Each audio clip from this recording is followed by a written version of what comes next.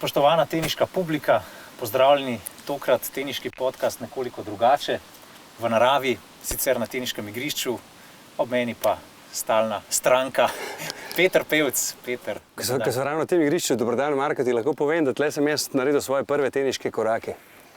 Točno na tem igrišču. Pa še ena zanimivost je ta, da ne bi bil ta igrišče, 7 let sem bil star, ne bi bil ta igrišče narejen v času državnega prvenstva in to, ker ne bi prišla Monika Seleš igrati. Tako da ta igrišče edini, ki je tako umaknen, v Tivoliju sva drugače. Ne? Od ostalih je bil pa včasih peščen, zdaj pa umetna trava. Se pravi, še Jugoslavija? Ja, seveda iz časov nazaj, tako Jugoslavije. Tako da, ena zanimiva za začetek, sva pa po poletnem odmoru nazaj v akciji, a ne? Končno. Spodobi se in pravično je. Tako je. Deva začeti z Umagom. No. Z Umagom, glede na to, da je bil to turnir, ki najbolj zanima slovensko javnost, glede na to, da je najbližje. Letos se je trlo zvest, v bistvu sta bile 2 veliki zvezdi, potem pa ostali svirači. Alcaraz in Sinner je bil finale, ki smo ga želeli, pričakovali in dobili. Zdaj pa povej še malo sam, bil si tam od kaj, srede? Od srede dalje, ja. Sanski finale je bil, lahko rečem, da letos je bilo zanimanje Umaga ne samo za žurke, ampak dejansko tudi za tenis. Bilo je razprodano v vsakem dvoboju. Res pač, veš kako, veliko karti razdeljenih med sponzorji. Jasno, sponzorji so tisti, ki naredijo sploh možen turnir. In ponovadi kar nekaj prostih sedežev. Danes je bilo zelo redko kaj prostega. Res je bilo zanimanje veliko. Poleg tega so Italijani tudi prišli na svoj račun, tudi z epskim dvobojem dvojic. Po moje tazga povratka ne bomo več videli. To je bilo na grandstandu, ne? Ne, finale dvojic je bil na centralcu. Ja, 6-5 sta zaostajala najprej v drugem nizu, 15-40 pa sta zvlekla, oziroma 30-40 pa sta zvlekla, pa sta polna druga dva vodila 6-0 v tiebreaku. Helio Vara, pa Glasspool. Tako, pa 12 točk zapored. Skratka, noro. Vzdušje je bilo pa res tako, jaz sicer nisem bil na štadionu, ker sem ravno hodil proti štadionu, ampak se je slišal Umaški zaliv tam, v stari del Umaga se je slišal, je bilo tako glasno. Noro, res, kaj tazga še ne, poleg tega pa ja, Alcaraz, Sinner, res, ko vidiš te dva fanta, rečeš, da je tenis v varnih rokah. Ne samo, da sta dobra tenisača, tudi zelo v redu fanta sta. Lahko rečem, da na tiskovnih konferencah je sicer Alcaraz kar malo preveč pravilen, on nikoli ni zmatran. Kljub temu, da se je v finalu videl, da ga je ugasnil. V polfinalu je rekel, da to ni trenutek za biti utrujen, ampak smo ga videli, da ga je res je, ne, se dobro, ta izjava mi je všeč, da ni trenutek za biti utrujen, ampak ja, dejansko ga je malo pobral. Sinner je na tiskovni konferenci kar preveč pravilen, sem ga tudi malo vprašal, povej mi, mi vsi poznamo delovnega, pridnega, mrljivega Sinnerja, kaj pa unka malo zažura. Pa je razlagal o jet skiju, pa tako sem pa dobil pol slike od večera, da je bil zunaj, pa da je tudi on kaj spil. V družbi koga? V družbi koga je bil, ne vem, svoje ekipe, ampak drugače pa je. Vanjoci. Ja, tako, Vanjoci, ampak sta pa pol reže na naslednji dan, kljub mačku verjetno trenirala in začela. To me zanima, evo, kar si lih povedal, treningi, šel si pogledat verjetno na zunanja igrišča, malo kako fantje trenirajo. Ja, lahko rečem, da so organizatorji vrhunsko to naredili, res razen pred finalom, ker sta oba trenirala na centralnem igrišču in je bilo zaprt, to pomeni, da ni bilo vstopa za ogled treninga. Konec to naredila sta oba kratek trening, bilo je vroče. So organizatorji dali treninge na zunanje igrišče, to pomeni, da tudi če nisi imel karte, si jih lahko gledal. Bom rekel, treningi zelo pravilni, kar se tiče ogrevanja, klasični, nobenih presežkov, da bi rekel, da so neki posebej trenirali. Me je malo presenetilo pri Alcarazu, koliko malo je pravzaprav serviral. To me je res presenetilo, ker tudi servis sem imel malo težav. Po moje tudi, ker je bil utrujen vsem 13 dni, 9 tekem. Ampak to sem tudi, sem se malo poigral s temi številkami. Pa da je lahko to konec koncev kar poveva gledalcem, se to je bilo fajn tudi en članek pol spisati, da je bo lažje razumeti. Pogledal sem, torej slišal sem, da naj bi delal veliko priprave za prihajajoči US Open. Kljub temu, da si igral na pesku, ampak dejansko sam mentalni koncept, kako zdržati 14 dni, pa deva reči, da je bil podoben. Torej iskali so tistih 7 zmag, kolikor jih rabaš, in iskali so plus 15 ur predbitja na igrišču. Se pravi Hamburg in potem Umag. Tako, 14 dni. Res, da ni povsem... Zdaj računam, koliko je sploh igral. V Hamburgu je igral 4 meče? 5, ker je 500 in nisi prost, nisi prost, 5. Tam pa 4, to je 9 mečev. 9 mečev, ja, ampak dobro, 7 zmag. Ja, ampak je pa best of 3, ne? Ja, tako, ne? Ampak časovno, ne? Ti kot kondicijsko pripravo iščeš časovno. Ne? In zdaj, če pogledava, 2017, ko je Nadal osvojil US Open, je bilo 16 ur pa pol. Nole, leto dni kasneje, 18 ur 25 minut. Nadal 2019, 19 ur pa 9 minut. Potem Tim 2020, 17 ur pa 30 minut in pa Medvedjev, dobro, ta je najkrajši, ampak Medvedjeva ne moramo šteti ravno po podobnosti igranja, vse ima več hitrih točk s servisom, 14 ur pa 7 minut.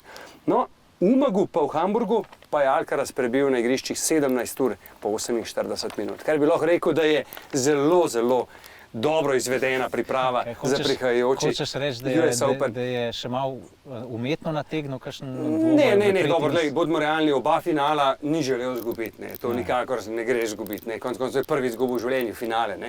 Ampak v Umagu se je poznal, da je bil utrujen in bodimo realni, ne. Jaz mislim, da ima ekipo, ki vidi širšo sliko, ne. In nabirati manjše titule, ja, fajn za samozavest, ampak čim prej je treba iti po Grand Slam. To, kar ni uspel Zverevu, to, kar ni uspel Tsitsipasu in podobnim, ne, to pomeni, ko se kar naenkrat znajdeš v tej luknji, da si blizu, ampak ne moreš do Grand Slama in potem zapadeš v to nekako nevero. To nekako želijo preprečiti pri Alcarazu in realno od vseh Grand Slamov, to sva govorila že na prvem podcastu, pa konec koncev že od januarja Trobva, ima najbolj realno možnost glede na svoj tenis premagovati vse nasprotnike na trdi podlagi. Zdaj na US Openu, kaj bo, kaj ne bo, še ne vemo, glede Noleta, ta podcast bo itak posvečen kasneje temu, ne. Ampak se mi zdi, da so res tlele, ne, to pomeni, ni šlo zgolj za lovljenje titul, veš, da jih je Alcaraz lovil, ampak to pomeni ljudje, ki mu delajo plan turnirjev, so gledali to kot širši spekter priprav za US Open. Definitivno je tenis Alcaraza slabši, kot je bil, ne. Recimo v Miamiju pa... Definitivno, servira veliko slabše, manj to se je priboril servisom, manj prednosti, veliko več je mogel garati, ampak glede na to, da sem slišal, da je delal še veliko fitnesa zraven, veliko kondicije, ne, kar pomeni, da so še vedno to imali kot pripravljalni del, bomo videli, no, ampak če to res drži, bi mogel biti, če ne že v Montrealu, pa v Cincinnatiju, noro nevaren in noro pripravljen. Ja, pa mene predvsem veseli kot simpatizerja Carlosa Alcaraza, da tisti gležen ni šel do konca, ne, ker si ga je kar grdo zvil. No, ampak, zgledal je grdo. To si tvoj dobro omenil, to je ena stvar, ki me je šokirala. Nažalost so bile tiskovne konference letos kriminalno slabe, ker si lahko vprašal samo eno vprašanje. Če si bo Anglež? Ja, kot Španci, ko reči, si lahko vprašal prej vprašanje, ampak recimo jaz sem hotel Carlosa vprašati, če ve, kdo je človek, ki mu je povil, ne, predvsem s kom je delal. Stefan Vivier je bil s Federerjem 5 let, dejansko v njegovih najboljših letih. Ne, je bil z njim, no vse, to ni imeli ti veze, ampak mu je naredil bandažo. Ne. Vse veš, Marko, kaj naredijo bandažo tako, ne? Kaj naredijo? Ponavadi v 2 gemih jo režejo dol, fantje. Ja. Ker je zelo težko. Majster je igral 7 pa pol, to pomeni skoraj 2 uri tenisa je bilo takrat, ne, z bandažo, kaj nič. Jaz ne vem, to imajo drugačne prage bolečine, ampak res vsa čast. Pa tudi pridem, da koliko prav z gležnjem ni nič. Pa še v finalu odigra 3 sete. Ne, ja, ampak res, da ni imel recimo bandažiran za finale, tudi pred finalem, kaj je treniral, ki je prišel na trening, ni imel nič bandažiran, to pomeni, da je res malo navil, je pa res neprijetno zgleda. Ja, pa tudi pokaže to dejstvo, da pač je dobro pripravljen, ne? Vsekakor. Ne moreš biti slabo fizično pripravljen, pa da ti ni skoraj nič po takem zvinu gležnja. No, lej, pa da ne bomo samo upravičevali, zakaj je bil Alcaraz utrujen, moram tudi reči, Sinner, da je viden napredek, forehand je veliko boljši. In kot sem mu rekel, ne, to, da je dodal Darrena Cahilla svoji ekipi, jaz mislim, da je bila to najboljša možna poteza. Rekel mi je, da Darren se pridružuje ekipi zdajle v ameriškem turneju, da je že v Ameriki, no, da sta pa skozi z Vagnocijem na liniji, da se slišta, ne. Tudi tako je, no, da recimo, ko je bilo vprašanje Alcaraza, to mi je bilo všeč, ne, ali se tudi sam pogleda pripravo, ne, pred dvobojem, ne, ko je igral polfinalni dvoboj s temle mladim Italijanom, no. Zeppieri, odličen tenisač, ki prihaja. Se je šel z Muzetjem. Ja, tako. Do 18 leta, ne, pa Muzeti v Dream. Mislim, da je rabo nek tak klik, ne, kot je bil tole v Umagu. In po mojem Zeppieri bi bil pripravljen takrat premagati Alcaraza, ampak se je res poznalo to, da je tudi on imel kvalifikacije, da je Umag bil vroč, da je, a veš, in na koncu vse tekme igral ob 4. Ne, na koncu so ga dejansko krči, ne. To vidno krči, ker ne moreš več. Ne, ker ne moreš več. Drugače pa, kar se Sinnerja tiče, res dober tenisač. Malo je se pravi, na tiskovnih konferencah je malo dolgočasen, lahko bi se da malo zasmejal, lahko bi malo pokazal. Dobro, tirolci, ajde, se tomu ne moreš zameriti. Ampak kot tenisač je pa res v krasnem napredku. Všeč mi je to, ker je imel on tisto vzpon, pa je sledil padec, in zdaj je še nad tem, kar je bil prej v vzponu. To je pomembna stran, da koristiš parabolo, da gre rahlo navzgor. Se pravi, tudi pri Alcarazu, ali je bil to mogoče celo prvi pad njegove forme, bomo videli zdaj na ameriškem delu turneje, če pa je bila to zgolj priprava, pa da bo tam spet tako oster, ki je bil na začetku leta. Hotel sem še to povedati, da ne vem, če verjetno nisi slišal, kaj sem na koncu finala povedal, ker si bil tam na licu mesta. No, na koncu prenosa sem rekel gledalcem in gledalke, zavrtite časovni stroj 10 let naprej in mi povejte, kakšna je bilanca zmag in porazov med Sinnerjem in Alcarazom, pa sem prepričan, da imata oba vsaj 10 zmag drug proti drugemu. A veš, kaj greš na ATP stran, pa si včasih šel pogledat, kakšen je kakšen head-to-head med Agassijem pa Samprasom, pa kakšen je head-to-head med Federerjem pa Nadalom. Zdaj, če ilustriram, jaz mislim, da bomo nekaj takega dobili čez 10 let, da bo to eno zelo lepo, veliko rivalstvo. Mislim, poleg tega, da sta res oba noro kulturna, to neka taka pozitiva za tenis, tudi na koncu se fanta pogovarjata, se smejata, se družita. Konec konca neči svidno sliko, ki sta držala... Fantka, od Tomislava Poljaka, direktorja turnirja. En se je pošalil, da je to njun otrok. Tudi Tomislavo, ko bo verjetno gledal ta podcast, no če ga ne bo, res čestitke za organizacijo turnirja. Super turnir. Iz leta v leto boljši. Vrhunski turnir. Mislim, da mu je šla na roko tudi zasedba, prvič v zgodovini top 10 finale.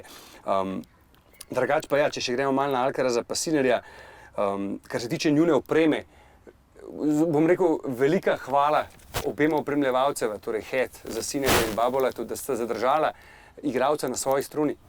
To je ponavadi težko uspeti, če vedno se največ napenja Luxilon, jasno. Zelo malo se na teh turnirjih, ki pridejo preskaši, napenja črevo, zelo malo, redko kdaj vidimo.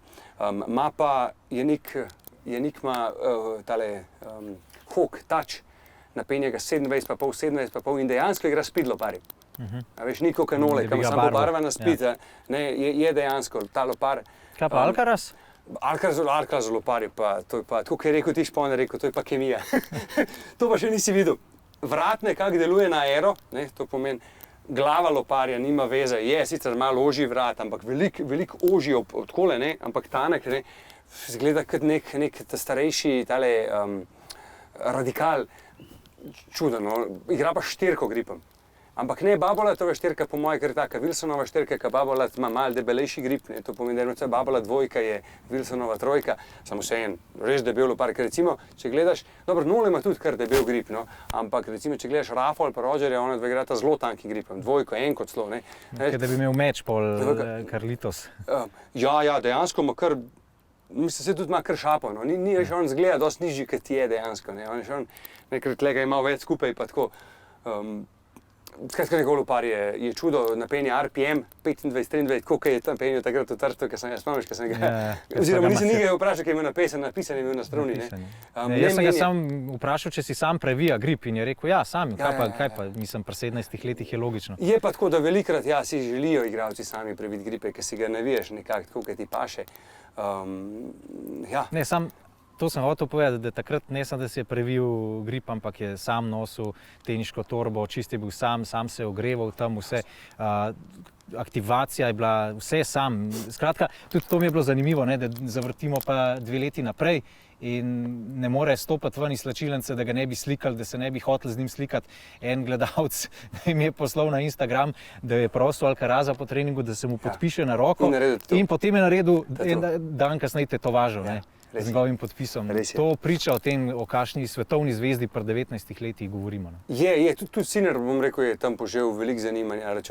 Eni glavni gostov Umagu so Italijani in Italijani so... Nori na tenis. Je pa tako, kljub temu, da je bilo več Italijanov na finalu, kot pa Špancev, je bilo pa navijanje zelo enakovredno. Alcaraza ljudje imajo res radi, res je nekaj dobrega za tenis. Verjetno vsi, ki niso bili Italijani na tribunah, so navijali za Alcaraza. Ja, pa tudi Italijani se mi zdi, da niso vsi bili, kakorkoli proti, ob dobri točki so zaploskali. Ampak res pravim, da ona dva sta nekaj izjemnega za tenis in to, kar si rekel, mislim, da bo to pravo rivalstvo, da bo to ogromen medsebojnih obračunov. Bom pa zelo presenečen, če ne bosta oba osvojila po več turnirjev za Grand Slam. Ne bom jaz govoril o nekih 20 in tako dalje, pustimo čas v čas. Ne, predvsem je važno, da čim prej pridete do kakšne Grand Slam titule. Ker ko prideta, potem ena blokada pade. Ne? Razen, če si Dominik Thiem, ki ima potem neko kronično težavo s poškodbami. Ne? Dobro, samo Dominik je dobro vedel, ne, da tisti turnir, če ne bi bil Nole diskvalificiran, dobro, se je diskvalificiral sam sebe, ne, ampak ga ne bi dobil nezvero na tem. Bodva realna, ker finale je bil v velikem zategu. Ne. Bomo videli, no? Jaz račno upam, da te dva prebijeta nekako to. Sinnerja smo že kar dolgo navajeni na turneji, ne. Konec koncev, k Felixa Auger ali Asima, ne. Sej tudi konec koncev čez 2 let bomo rekli, koliko časa je že Alcaraz, ne. Na turneji pa bo imel isto še 20 let, oziroma 21 bo napolnil, ne. A veš, to so dejansko fantje, ki so res mladi začeli, predvsem pa je važno to, da po tistem padu sledi vzpon, ne. In Sinner je lahko res žal, da mu ni ratal premagati Noleta letos na Wimbledonu, ampak Nole še enkrat več dokazal, da kljub temu, da je zaustavil nič proti 2 v nizih, ni bilo ravno realne možnosti, da bi ga Sinner premagal. Ostali 3 nizi so bili zelo enostranski. Mogoče na začetku treninga. V finalu Sinner, Kyrgios. To je pa veliko vprašanje. Ne? Kyrgios je rekel, recimo, ne, se to si verjetno prebral, da je proti komorkoli drugemu bi igral, bi ga uspel premagati. Kaj bi bilo, če bi bilo, razumeš, pa to ni bilo. Ne? Tudi, kaj bi igral z nekom drugim, bi bilo drugačen tenis, drugačen pritisk. Se spomniš finala Thiem pa Zverev, ki je bilo na koncu kriminalno slab finale. Ne dej ti zmagi, ne, kaj pa če bi ti, a veš. Ne dej ti, dej ti. Tako nekako ne. Tako da, kar se tiče Umaga... A imaš še kaj takega, kakšno anekdoto tako? Ja, lahko rečem, da so določeni igralci, še vedno jih vidiš zunaj. Je pa res, da odkar je ta družabno omrežje in vsak z telefonom, ki premore slike v kvaliteti, ne, že zelo dostojnega fotoaparata. Ne, da ni slika ni s krompirjem, ne? Ja, tako je definitivno veliko več gledanja na to, kako boš izpadel, ne, in da nisi ravno viden zunaj v lih nemogočih stanjih. Ne. Ni več to Umag, kot je bil nekdaj. Ne. Fantje pridejo v svojo družino tja, ne, nekateri. Mislim, ja, slišal sem, da je Veseli, ne vem, na zajtrku jedel palačinke take debele s čokolado. To je bilo leta nazaj, zdaj ne več. Ne več. Ja, ampak ne, zdaj ne več. Je pa tako, ja, da Carlos je prišel z vso družino. Lahko rečem, da zelo prijetni ljudje. Sem mislil, da je bil en starejši gospod zraven, sem mislil, da je bil dedek. Ni bil dedek. Ne more, ne, stric je bil, ja. Dedek je pa nepokreten. Nepokreten, ja. Tist cojones, corazon pa cabeza. Cabeza, tako. To je vprašanje, ki sem ga postavil. Se mi zdi Carlos tako res tak družinski človek, na ta način je špansko podoben Nadalu. Ampak drugače še veliko podobnosti želijo ljudje vleči z Nadalom, pa ni ravno fair. Mislim, da je Alcaraz svoj tenisač, svojstven tenisač. To je tudi njegov agent Molina rekel, da če si pa kaj želimo, je pa to, da nas ne bi okarakterizirali kot novi Nadal. Ne, pa se veš kako, tle nikoli ponaredek ne bo boljši od originala in prav je, da ima svoj stil, da ima svojo osebnost. In se pravim, to, kar smo dobili v finalu Umaga, je bilo res to, kar želimo videti v prihodnosti, tudi na največjih turnirjih. Po mojem smo zadnjič videli Alcaraza na tem turnirju, kljub temu, da je ta turnir osvojil, ampak tudi Sinnerja po moje. Jaz mislim, da je tudi on še neki zmenjen, ker tudi oba sta odgovarjala. Alcaraz je rekel, ja, see you next year, ampak to je že floskula. Ja, ampak mislim, da bomo videli, predvsem bomo videli to, da bosta oba delala bolj poudarjene priprave na US Open.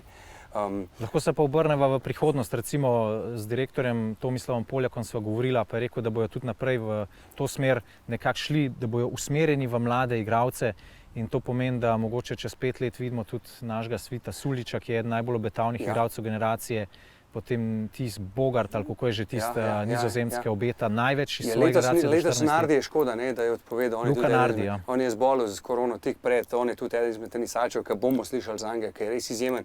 Čeprav lahko rečem res to Tomislavo en velik bravo za skavtanje prihodnih zvezd. Nosimo za to fantastičen. In uspeval mu je veliko boljš kot ostalim, da mu reč, konkurencam v tem času najdeti te mlade obetavne, ki so res dobri tenisači. Meni so nasploh všeč taki turniri, ki so poligon za mlade do 20. do 19. leta. Veš, da Umag bi lahko pripeljal tudi marsikoga veliko boljšega, ne, če bi jim dovolili narediti turnir na trdi podlagi, ampak, ko ga slišim, je to bolj ubožne želje. Ni. To sem tudi jaz vprašal, Tomija pa je rekel, da ni opcije za naslednjih par let. Je pa licenca, ki pa bo ostala. Pa sej bo, mislim, da umaški turnir ima tradicijo, ima obiskanost, ima dober vibe. No. Dober vibe, ni bilo pa letos res všeč, da je bil res teniški turnir dogodek pred dogajanji v večeru, kajti to v zadnjih letih pač temu ni bilo tako. Je pa še vedno, za razliko od lani, ki je bilo vse zaprt, zabarikadiran, nisi mogel sploh zraven priti, je bilo letos res to spet pravi umak z druženjem, z večernim življenjem in Spektaklom. Spektaklom, ja. V ta pravem pomenu besede. No. Kaj če vas zdaj še kaj obdelati? Prihaja US Open, ameriški swing je že v polnem zamahu. Ja, jaz mislim, da se lahko tega malo dotakneva, glede na to, da na Sport klubu imamo turnirje, da je Washington, ki je dobro zaseden, sicer imam občutek, da bo vročina igrala glavno vlogo. Imam pa dober občutek za Nika Kyrgiosa, no. Letos se mi zdi tako fokusiran, tako pravi, da gre lov do konca. Škoda mi je Taylorja Fritza, ki je igral dobro, včeraj ga je zdelala klasična dehidracija, ker ne moreš kaj.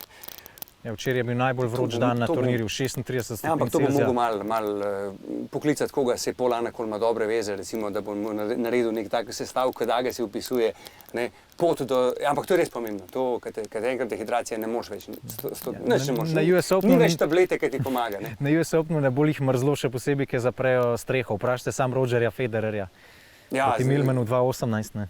Zna biti, vroč turnir. Nekaj sem se spomnil, da je malo za presekati.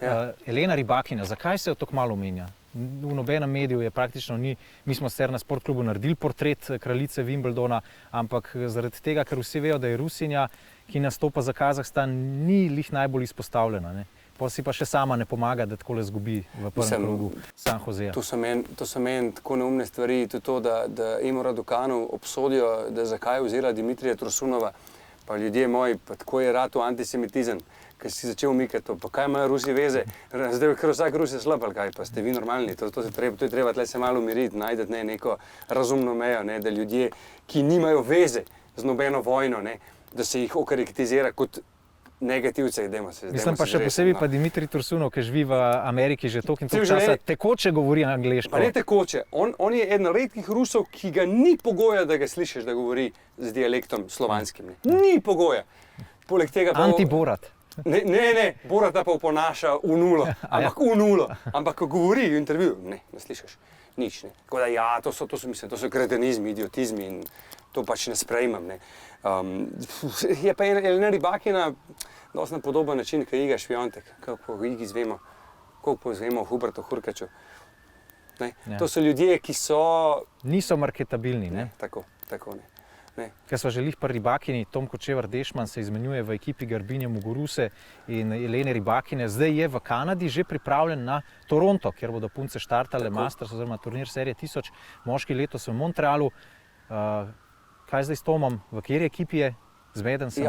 Jaz mislim, da bo zdaj nekako se apelira na Rybakino, kar je povsem logično, glede na to, da je Rybakina na začetku svoje vredno izjemne teniške kariere, Garbin je pa v jesenskih dneh svoje teniške kariere. Čeprav je stara 29. Samo jaz mislim, da Garbin ima še naslednje leto, predvsem je treba tle vedeti, da je veliko sponzorjev zadaj, močnih sponzorjev in po naslednjem letu zna, če ne bo res nekega prebliska, neke zadnje pomladi v rezultatih, pomahati v slovo. Kaj, OnlyFans potem ali?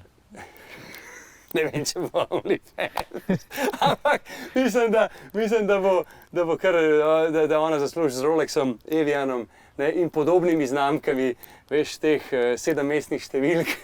Se izpodrivajo pa Paula Badosa, ona je pa zelo marketabilna, zelo vizualno privlačna. Samo treba kaj zmagati. Vse je tam dvokratna zmagovalka, s tem, da je premagala v finalu sestri Williams. Paula Badosa ima pa osvojen turnir v Sydneyju. Bravo. Realno, veš, razumeš, ne moramo mi prodajati nekaj, kar nima uspeha. Sam se sva videla v svetu tenisa, ni nujno, da samo zmaguješ, lahko si tudi vsem zelo zanimiv. Dobro, samo Paula Badosa, bodimo realni, ni blizu ne po vizualni, ne po marketinški plati Ani Kurnikovi, ki je nekako postavila vse smernice temu ženskemu tenisu. Ja, dobro, Ana Kurnikova je le Ana Kurnikova. Jaz mislim, da ko nekdo omeni Ano Kurnikovo, pa nima veze s tem, sem povedal, kdo je. Ne? No, Kdo je Iga Šviontek, pa daš prebrati, da tlele po Ljubljani prebrati 10 ljudem, pa upam stav, da bojo prebrali, kako je prebral, kako je novinar, kako je prebral Yoshihito Nishioka. Yoshihito Nishioka je izgovoril Yashiko Nishikio. No, anyway, hotel sem reči, da Pavla Badosa me je že veliko ljudi, ki ne spremlja tenisa ali ga pa bežno spremlja, rekli, wow, Hrastar, kdo je pa ta Španka, zakaj mi pa nisi prej povedal za njo? Sam bodimo realni, njo v živo vidi dobro, se je valjda, lepota je individualna in vsak vidi po svoje, ampak Ano Kurnikovo v živo videti lahko povem iz prve roke, 2-5 v Avstraliji je bilo v čem zelo prijazno. Me je Pavlo Badosa, je šla mi mene, pa niti tržno nisem. No, ne vem, se pravim, itak je stvar okusa, ne? Ampak ne bom obsojal, ampak mislim, da je imela vseeno Kurnikova veliko širšo bazo všečnosti, ne? Neka lepota je vseeno, enotna vsem. Ne? Zdaj, glede na to, da bova US Open snemala poseben podcast, koliko sva ga pred Wimbledonom, oziroma tik pred Wimbledonom, kaj se ti zdi še zelo pomembno? Sam bi recimo omenil, da bomo na vseh turnirjih imeli do US Opena elektronski hokej, brez stranskih sodnikov. Lahko rečem hvala, vemo čemu. Ja. Pomembno se mi zdi to, da predvsem prihajajoča 2 Mastersa bosta zelo zanimiva. Mislim, da bomo tam videli pripravo. Morava se dregati nujno tudi na Novaka Djokoviča, ki v Kanadi zagotovo ne bo nastopil, samo to je minister že pred mesecem povedal, da se to ne bo zgodilo. Mislim, tudi v Ameriki, jaz račno upam, da bo nastopil. Jaz imam rad odprta prvenstva, ne zaprta prvenstva. To sem že takrat v Avstraliji govoril. Rad bi videl vse. To pomeni absolutno kategorijo. Ne da umaknemo nekoga, ki je morda celo prvi kandidat za osvojitev tega turnirja. Ampak glede na to, da svet gori, pa da je Biden edina bilka oprijema za Novaka, ne vem, če bo ravno to neka stvar, ki bo rekel Biden, ja, dajmo se mi na to osredotočiti. Veš kaj jaz ne razumem, oziroma čest ne razumem, zakaj Novakov PR tim, oziroma Novak, se ne vem, kdo bdi nad njegovim Instagramom pa Twitterjem, zakaj on pofollowa in zakaj sledi nekim osebam v ZDA, ki ga sicer podpirajo, ampak nimajo nobene besede pri odločanju. Zakaj ne reče Vučiću, Vučić, dej, brate, poklič Bidna, vem, da nismo v idealnih političnih odnosih, ampak dej, a mi lahko zrihtaš, Biden pa Vučić sta že bila na skupnih sestankih, en klic do nastopa je mogoče. Sej tudi, če ne bojo odobrili, vsaj vedo boš, pri čem si. Vsaj proba ne. Sej veš, kaj je rekel Wayne Gretzky. Wayne Gretzky je rekel, kdor ne izstreli niti enega naboja proti golu, nikoli ne bo mogel zadeti. Torej ima 0% za to, da bo zadel gol. Ja, jaz vedno pravim, vsako stvar, ki se jo lotaš v prvih 10 poskusih, ne boš blestel, zelo redko boš blestel, ampak brez prvih 10 ni tudi 1000. Tako da, ja, se strinjam, samo mislim, da mi je tle veva premalo, kaj ta politika dejansko pomeni. A veš, tudi Vučić, da bo zdaj klical malo Bidna zaradi Noleta, a svet pa gori, razumeš? Rusi se, ne? To so stvari, ki mogoče jih midva ne znajo obrazložiti in mogoče prav, da jih pustiva primerne.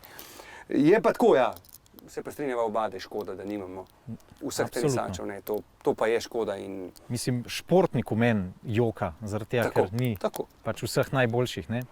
Me pa res zanima Alcaraz, ki je bil res sploh na prvem delu tega betonskega dela sezone izjemen.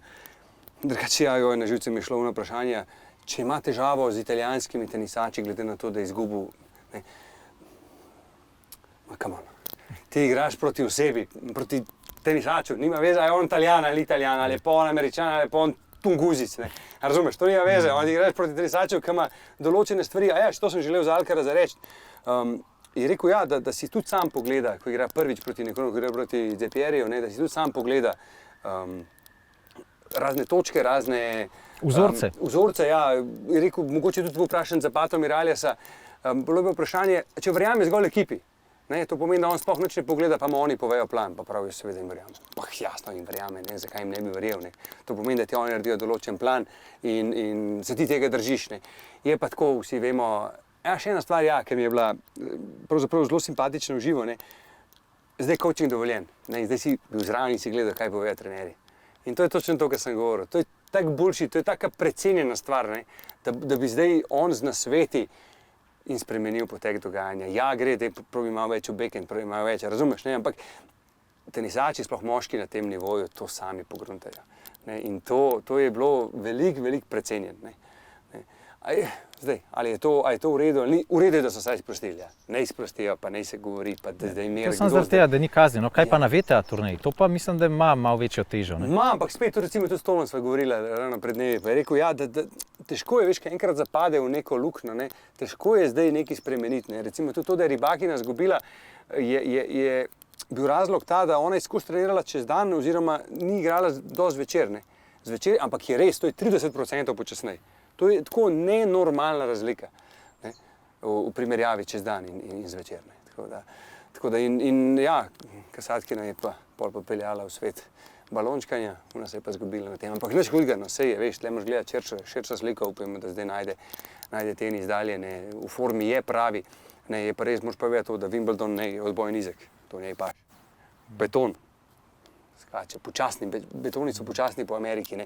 Zakaj je tako hiter, zakaj je to kazal? V Cincinnatiju niti ne toliko. No? Dobro, Cincinnati ja, je med hitrejšimi, ne, pa Šanka je bil, ki ga pa letos ne bo. Ne. No, še to se lahko malo obregneva, tega še nisva govorila, da ne bo azijske turneje, spet ne. Ne zaradi Peng Shuai, ampak zaradi covida. Ja, zaradi covida. To pomeni, da ja, lej, Portorož imamo VTA, tako da jaz račno upam, da bo letos lahko bila na licu mesta skozi cel turnir.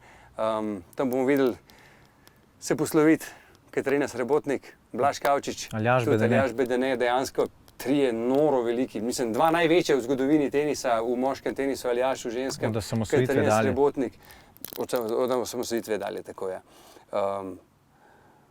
In pa tudi Blaž Kavčič, ki je pa konec koncev oral ledino slovenskega tenisa, prvi v elitni stoterici. To bo kar pravzaprav res velik dogodek za slovenski tenis. Ne.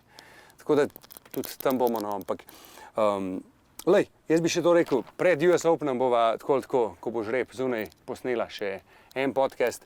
Sledi pa podcast, no, tudi s Tamaro Zidenšek. Ja, Tamaro smo povabili v goste, preden odide v Severno Ameriko, tako da to sledi pa že v kratkem. V kratkem, ja. Tako da nič, klikajte, poslušajte, oddajte kakšne komentarje, oddajte kakšne vprašanja. Predloge, za to, o čem bi se pogovarjali. Ja. Mija bova probala še daj takole v naravo, veš, da mi je tole všeč. Je, ja. Je, ne, tak svež zrak. pa veš tak, domač pridih saj zame, no, veš, kako jaz se na tem igrišču vedno domače počutim. Hvala, pa naslišanje, kmalu. Čau.